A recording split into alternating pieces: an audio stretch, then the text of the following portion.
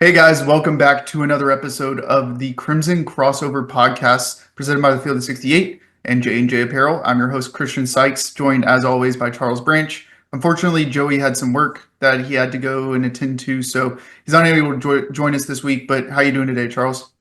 And doing great. It was, as we talked about in the space, just a huge bounce back win on Saturday at Kentucky. It hasn't even still really sunk in that we won at Kentucky. And I think part of that's just the hype of this team and the growth of our program and Kentucky backsliding a little bit over recent years. But as Coach Oates said, like Kentucky's a very good team this year. Mark Pope is breathing life back into that program. Not that it was, you know, really in trouble, just, not where they wanted to be with Calipari, but just a massive win. And the more I've thought about the game from Saturday, it was Alabama basketball that we've been waiting to see. And we just executed exceptionally well. I think about, the 11-0 run that we had in the first half and the 10 and 9-0 run that we had in the second half.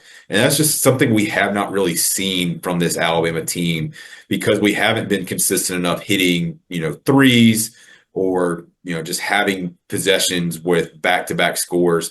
And you think about doing that against a team like Kentucky that is so efficient on the offensive side. That to do something like that where you have a 10 or 11-0 run, you got to get at least three stops minimum.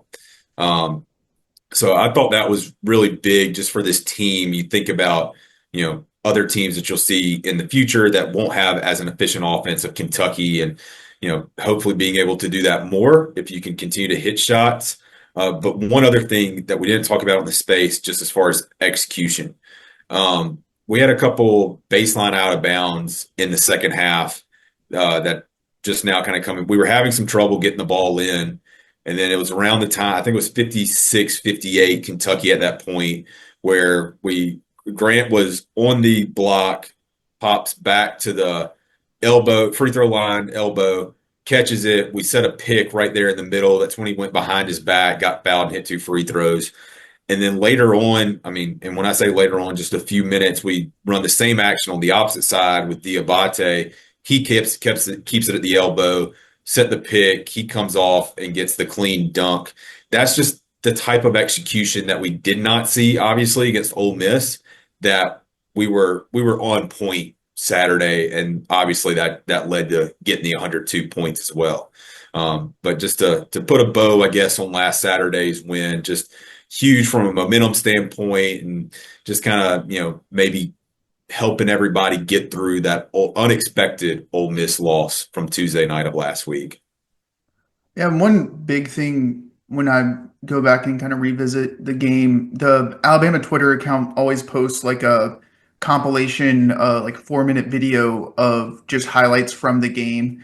And at the beginning of the video, they usually put things like in the huddle and things like that. And something consistently that was being said in the huddle by Mark Sears, Chris Youngblood, was they picked the wrong team, or they have the wrong team on the wrong day that they are going to face, meaning Kentucky.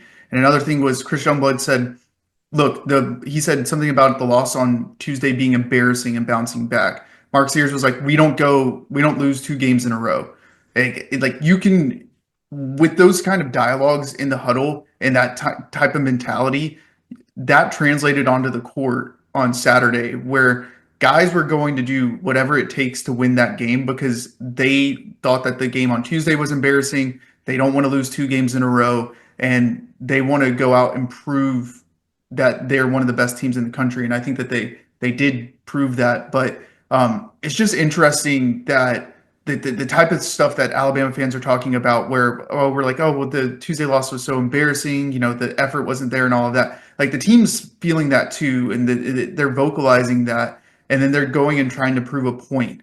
Now, my one concern or my one hesitation on the game coming up tomorrow or today when this releases versus Vanderbilt, one, Vanderbilt's carrying a lot of momentum after beating Tennessee at home last Saturday or on Saturday. And for Alabama, you hope that the Kentucky performance and the Kentucky game isn't a game where Alabama just was like, we're going to go out and win the game, and then they're due for a letdown game after that. I think you're kind of in a similar situation as to how you were last week versus Texas A&M. Obviously, the game is earlier. We're not playing the night game on Saturday, but you come off a very physical, very hard fought, very emotionally draining game versus Kentucky. And now you have to go up against the Vanderbilt team that's very confident. That was one of the worst shooting teams in the SEC, but somehow got hot versus a very good Tennessee defense. And they're coming into your house to continue to try to prove the point that they deserve to be, in the NCAA tournament. And so for Alabama, it's critical that you don't let this game on Saturday, this win, which was a massive win for Alabama, make you get too high on yourself and use the learnings that you learned last week versus Ole Miss in order to propel yourself forward in a week that Alabama should go, to be quite frankly, 2-0 this week. Like, if you go 1-1, that's a disappointing week for Alabama, in my opinion. There is absolutely no reason for you to drop a game versus Vanderbilt or LSU at home. What are your thoughts on that? Yeah, this is where the Ole Miss game can actually benefit you, in my opinion. It with how that game transpired, of all the turnovers, and we knew going into it, not Tennessee, Ole Miss is a team that likes to turn other teams over. They were averaging 10 steals a game. Vanderbilt's another team that averages 10 steals a game. So when I think about this basketball team and still maybe needing to prove, I look at this game as you talk about what they do on the defensive side, it should grab your attention. You should be focused from the start that we got to take care of the basketball and not give them easy possessions. Because Vanderbilt is a team that if you're not giving them more possessions than what you typically get as far as, just turning the ball over or not getting, if you keep the shots pretty even, you should be able to beat this team. They shoot only about 47%, which say only about 47%. But it's a collection of guys for them. Jason Edwards is a point guard. He averages 17 points a game.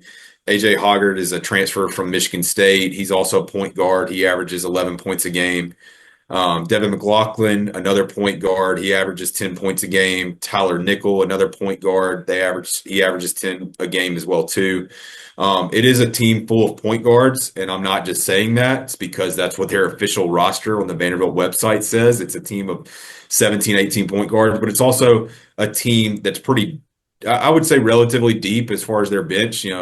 Nobody averages more than 25 minutes per game currently for Vanderbilt. So they have a collection of guys that they feel comfortable with being on the floor at all times. I think they'll go about 9 deep on Tuesday night. So what I want to see from this Alabama team is I want them to be focused from the start, that we're not sitting here at the first TV timeout with, 3, 4 turnovers, that we continue to lock in defensively. And if we make Vanderbilt a one-shot team and secure secure the defensive rebounds, I think this could be a game that, we could win comfortably. But that's what I feel like we need to see from this Alabama team, or at least what I want to see.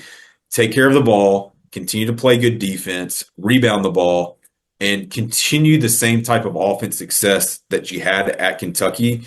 And what I mean by that is continuing to hit guys, in shooting position. Coach Oates talked about it a little bit to start the year, where passes were a little bit off, so somebody's having to reach and they're getting out of rhythm. We were hitting guys right between the chest, in their shooting motion, in their shooting rhythm, or what would be their shooting rhythm on Saturday. Can we continue that type of crispness in a game like this, when I do expect Vanderbilt to bring some defensive pressure and try to create some turnovers and get us off rhythm on the offensive side? Well, as we're talking, the new AP poll just dropped. So let me look at where Alabama stayed at fourth, even despite a loss to Ole Miss, which is kind of what I expected. I think the teams 5 or 4, not even 4, because Iowa State also lost. So like Iowa State was 2, they lost, and then teams 4 through 10 lost last week. I think 16 of the 25 ranked teams lost last week, so I didn't expect Alabama to move much, maybe drop a spot, but. for Alabama, like you said, I you have to make sure you value the basketball. If you're not turning the ball over, if you're Alabama and getting offensive rebounds, you should beat almost every single team in the country. Maybe Auburn is an exception to that just because of how talented they are. But I I get worried that the guys and you obviously there's some type of reveal or something going on with what the Twitter account posted. I just get a little concerned that the guys are going to be focused on things outside of basketball. Maybe they don't have a good week of practice or whatever when it comes to tomorrow. But I'm hoping that the Ole Miss game is a sticking point for this team where they understand that they can't let big wins determine how they play the following game or big even losses. They can't let losses determine how they play. Um, for Alabama, I think the 3-point shooting was a little bit better. They thought that they shot 38.2% from three. LeBaron Philon shot 3 of 5. Chris Youngblood was 2 of 3. These are guys that Alabama and Aiden Holloway was 50%, 2 of 4. Like these are guys that Alabama needs to shoot well in order to execute at the level that they want to execute from an elite offensive perspective. I think that if that can continue, Alabama's just going to continue to improve. You hope that eventually Jaron Stevenson figures it out. I had no issues with how he played on Saturday. I think that he was aggressive. He was attacking the rim, was taking the shots that he should take, and was very good defensively. Hamidi Abate played very aggressive, got downhill, got to the foul line. And then one guy that a lot of people haven't talked about is Cliff Amori. Him out at the dunker spot, catching the lobs. I think he caught like 3 or 4 lobs on Saturday. Like that's the type of Cliff game that we've been needing from him. I still think that he has a little bit to improve on defensively, on the defensive end to be kind of that elite rim protector, but he's doing a good enough job to make teams hesitate coming into the paint. So um, all in all, I think all of the guys improved. I will be interested to see how the lineup or rotation changes once Darian Reed comes back because it does feel like the guys have kind of figured out the flow and their role within the offense and defense. And then another thing I'm looking at is Aiden Sherrill. He only gets 2 minutes versus Kentucky, and I know Kentucky was going to a small guard lineup, which is why you saw Grant at the 5 a lot. Um, but is that something that's going to continue for him? Because I think if he could find a 3-point shot, he could be valuable for this team. I think as far as like mass is concerned, he's the biggest big on the team. And so maybe up against a team like Mississippi State, who has Keyshawn Murphy, maybe you see him a little bit more as far as giving some physical minutes down low. So that's just some of my thoughts. I like what you said about Cliff. I continue to want to see Cliff being more involved in the offense, which he was Saturday at Kentucky. And now you're playing a team in Vanderbilt, tallest guy is 6'8". They do not have a lot of they don't have a center and they don't have a lot of guys that size wise should be able to match up with Cliff. But I really liked, from the first 10 seconds of the game, you ran the play, Grant throwing a lob to Cliff. I think the more that Cliff can be involved in the offense, when it's not just getting an offensive rebound and putting it back, the more dangerous this team will be because not only do you have to respect the driver, you have to respect Cliff on the lob or the dump off. And of course, you've got to respect the 3-point shooters that are out there. So his continued, I wouldn't say growth, but his continued usage on the offensive side will, of course, make this team even more dangerous. And I feel like in a game against Vanderbilt, where maybe he doesn't get a whole lot of play because of Vanderbilt's size, and we try to go a little bit smaller. But those few minutes that he is in, I hope there are opportunities that he and we can take advantage of. And I keep asking for it, but maybe even post him up a little bit and just let him go to work at times. And I would put Grant Nelson in that category. And what I've seen from Jaron Stevenson too, where he's been able to back down guys and finish at the rim, especially early on if we keep our starting lineup, which I do like keeping the starting lineup as it is right now. That we shouldn't have to change our starting lineup to Vanderbilt. Vanderbilt should have to change our starting lineup to us. I think that's something that we saw several years ago where we tried to do a little cat and mouse with Charles Bediako at times and stuff like that. We're the better team. Keep what's been working. If you've got to make adjustments in those first 3 minutes and get smaller, that's fine. I do feel like I would like to see the starting lineup stay the same, even playing against a smaller team in Vanderbilt on Tuesday night. Yeah, and we talked about it a little bit as far as getting Chris Youngblood in there for shooting purposes and maybe getting Aiden Holloway in there last week. And I think I'm fine with it right now. I don't think that there's a reason to change it. I think that you're playing guys that are giving a lot of effort and in trying to kind of make a statement in the first 4 minutes of the game, and then you adjust from there. I think Jaron Stevenson, despite what everyone's saying about his offensive game, I think he's earned his roles. He's earned his minutes with how he plays defensively. LeBaron Philon, people were upset with him because he was 0 of 8. I mean, I was a little bit disappointed versus Ole Miss and how he played, but he's earned his spot. Like he's earned his minutes.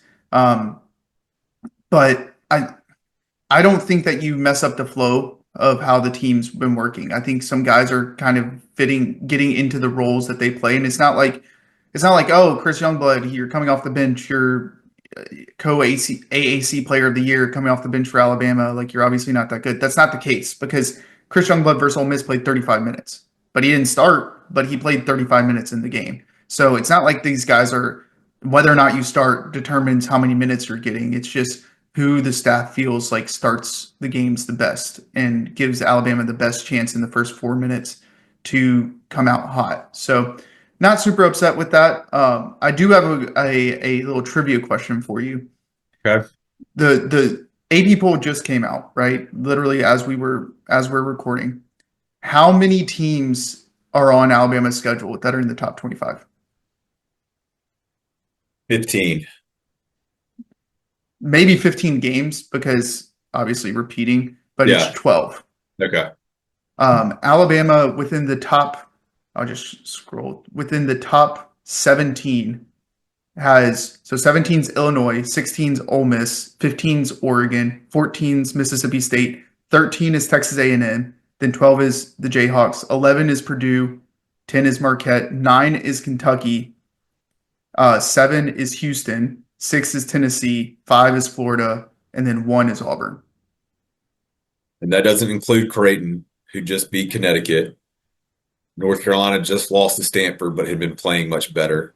It's just incredible competition that we played so far this year. And of course, we still have a gauntlet ahead of us, especially as we get into February for SEC play.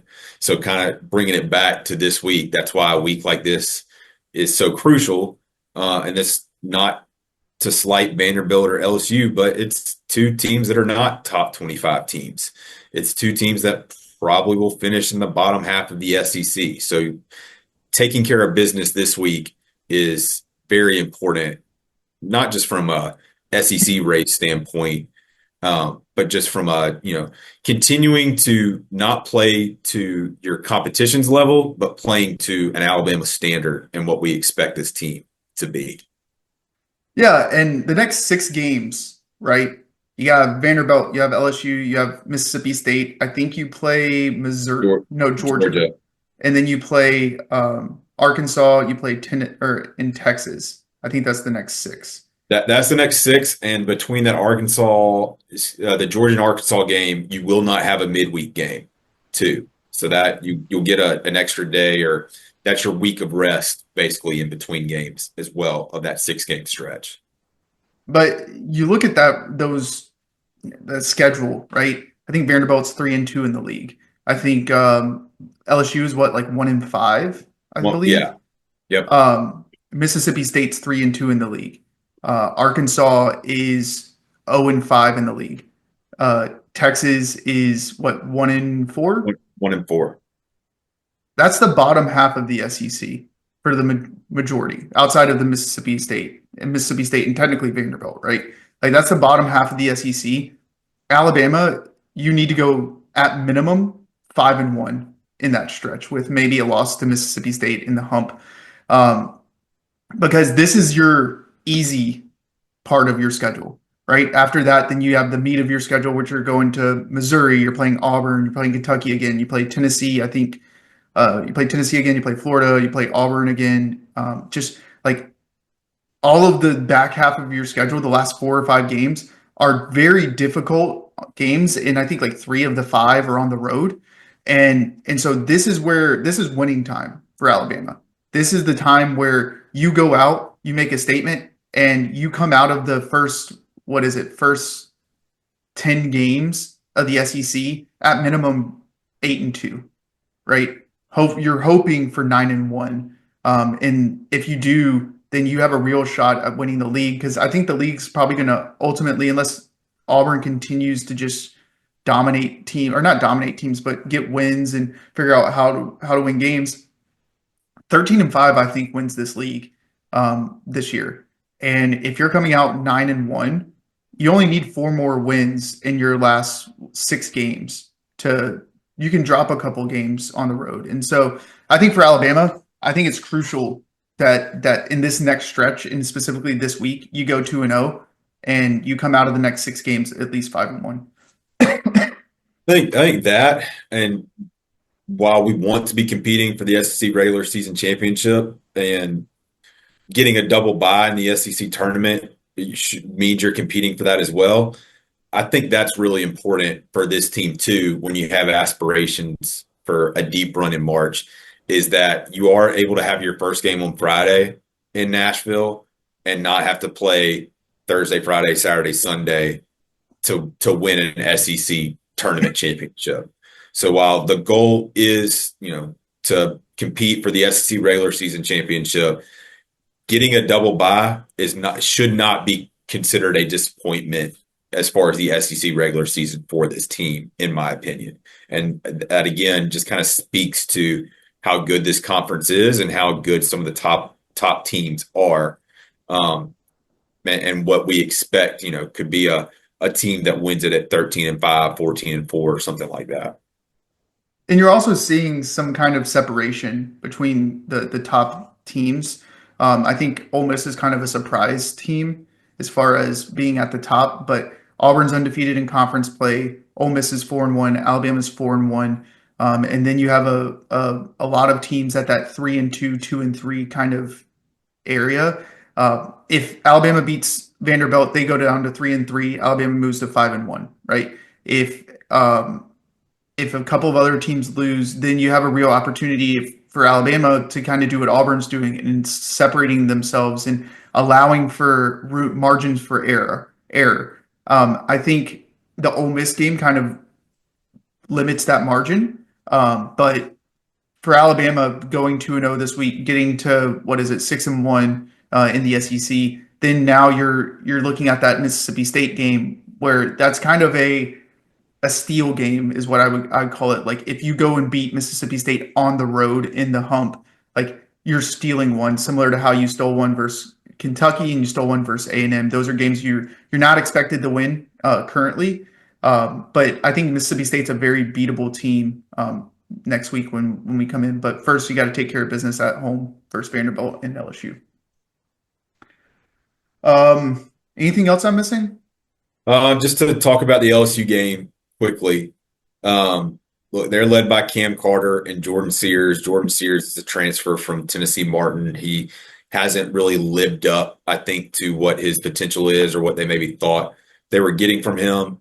What is your assessment of Matt McMahon's tenure at LSU so far? His first year, he goes 2-16, and he had to completely rebuild the roster, rebuild the program. Last year, he goes 9-9. They've gotten off to a slow start this year, and as we know, there aren't going to be any breaks in the schedule for LSU. I'm curious your opinion, just his tenure so far at LSU, because I do think he's a very good basketball coach. Oh, I mean, they played a good game versus A&M. I think I ended up turning off the game, so I don't know what the result was. But for a large part of that game, they were playing them close. They had a lead. I don't think they won, did they? No, no, I they lost don't, by 11. yeah, I don't, I turned it off. I think I went to bed because it was the late game. But when I was watching that game and I was in a group chat, I was like, LSU doesn't look like a Power Five team. Like their actual roster, the guys that are on the court, do not look like an SEC team. You look at how A&M looks and how their roster is constructed. Also, A&M is probably not the best example because a lot of those guys are very stocky. They're very physical. Um, LSU looked like a group of five team playing against a Power Five team. And I don't really know maybe if the recruiting aspect for McMahon, um, as far as recruiting LSU, and I know that they had some recruiting violations, stuff that when he came in, it was difficult. They had to completely redo the roster. I would say that he's on the hot seat this year. I think that if LSU continues to trend the way that they are, I think he's on the hot seat. Another guy that I know it's going to sound crazy that I think is on the hot seat is John Calipari. Not in the sense of he's going to get fired. I think that there's a chance that John Calipari retires after this season. I think that their NIL budget and their roster was $6 million, which was one of the highest in the country, and the results to be 0-5 in the SEC for Arkansas is just shocking.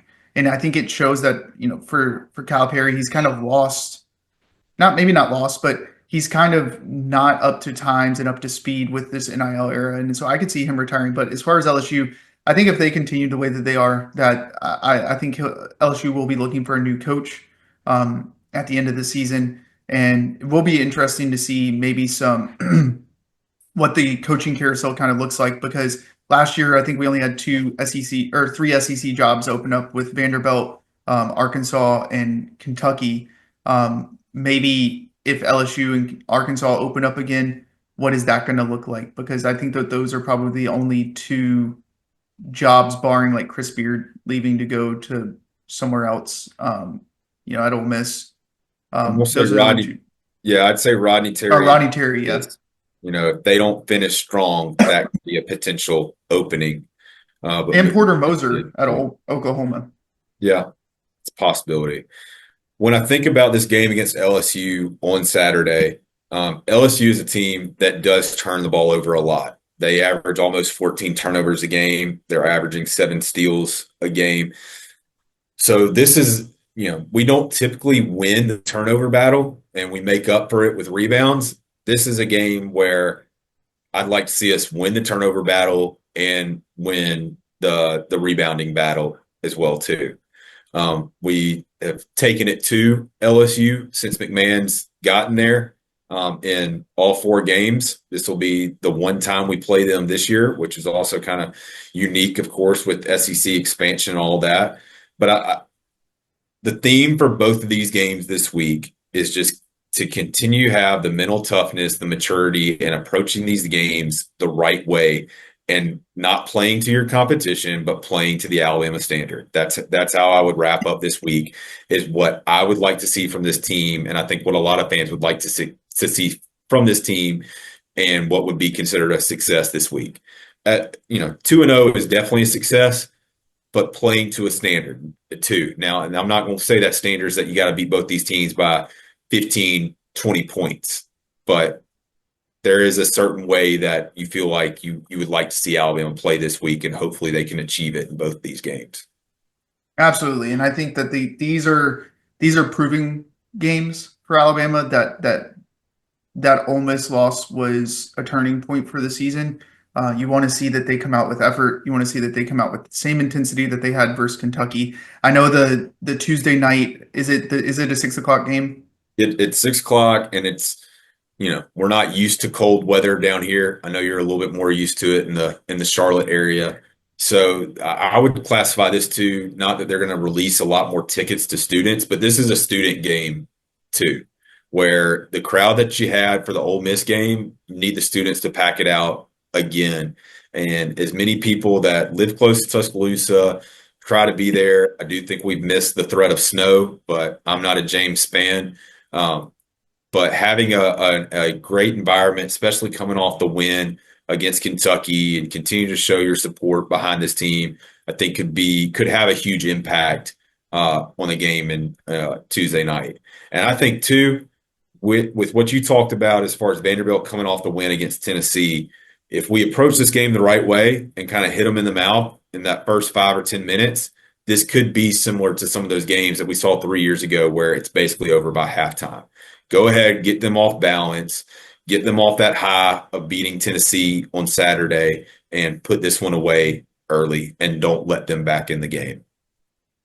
Yeah, I think that that's such a crucial point for this game. Um, Vanderbilt coming off an emotional win versus an in-state rival at home versus Tennessee, who's a very, very physical defensive team. And you could even see the cracks of Vanderbilt in the last 2 minutes where they give up a 9-point run and Tennessee has to miss a free throw in order for Vanderbilt to win. Maybe it's a situation where Vanderbilt comes in a little fatigued coming into this game. And with Alabama playing Kentucky, getting it out of the way, you have a little bit more rest, a little bit more time to recover.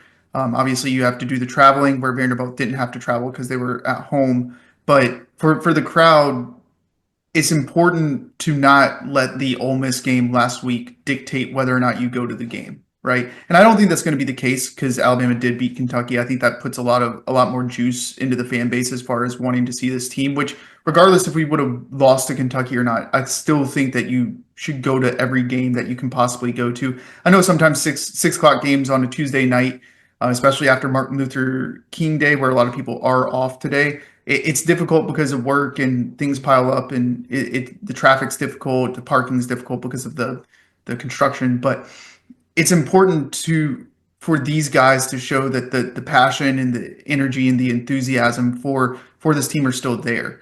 Um, and so if you can go to the game, be loud, take 2 hours out of your day to go watch this team. They deserve it. And speaking on that, shout out to the everyone that came to the women's game versus South Carolina.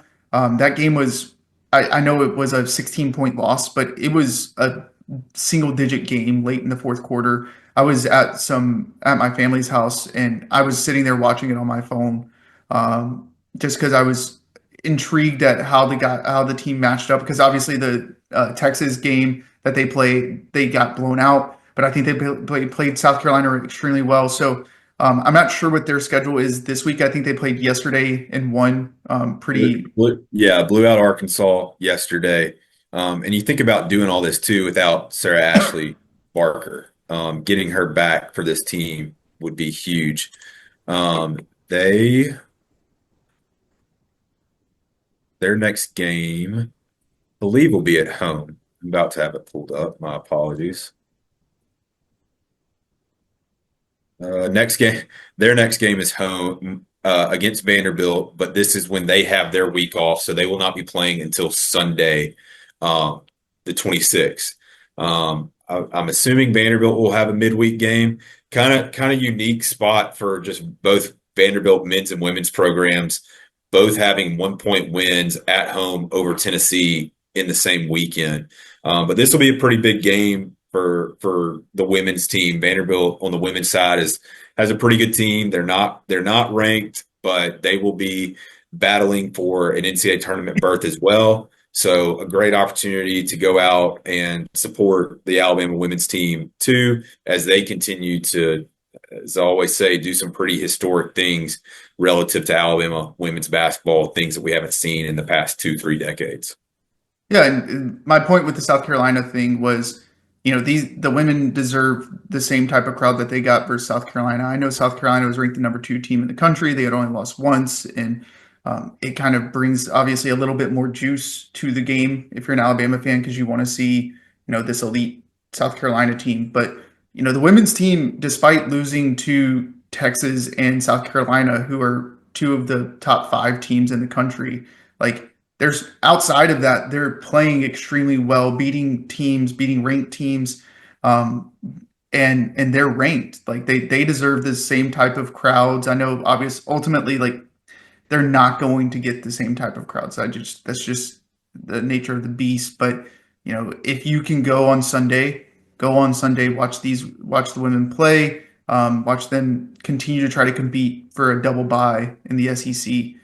So that's our spiel on attendance and fan participation. as far as the basketball programs are concerned. Is there anything else? I think we covered it. We All crimson. right. Yeah, I was going to mention that. So, um, for those of you that are listening, if you haven't heard the news, I'm also doing a podcast on Sunday as part of Cover Crimson with Clint Lamb and Mick Gillespie. Um, be sure to watch that. If you want to participate in message boards, they have a message board on covercrimson.com where I'm posting post-game thoughts and pre-game previews for all of the games. I posted Kentucky, I think on Friday, and then the post-game on Saturday. So check that out. There is like a membership if you want to join and want to be a part of the membership. We'd love to have you where you can have conversations with us. You can ask questions, make comments, different things like that. Um, so do that. We still have our post game spaces that are the exact same timing as far as directly after games, and then obviously our podcasts. Unfortunately, like I said, Joey wasn't able to join. That doesn't mean he's off the podcast. He's just busy this week, which is, we all have full time jobs, so it happens sometimes. But we'll have a post game. I guess we're posting this on Tuesday, so we'll have a post game following the Vanderbilt game tonight, and then we'll have a post game on Saturday following LSU, barring my schedule allows it. Because, like I said, I will be going to Huntsville for a baby shower, so I don't know what our schedule is going to look like. But other than that, I think we're good to sign off, and we will talk again, I guess, later tonight. Roll Tide. Full Tide.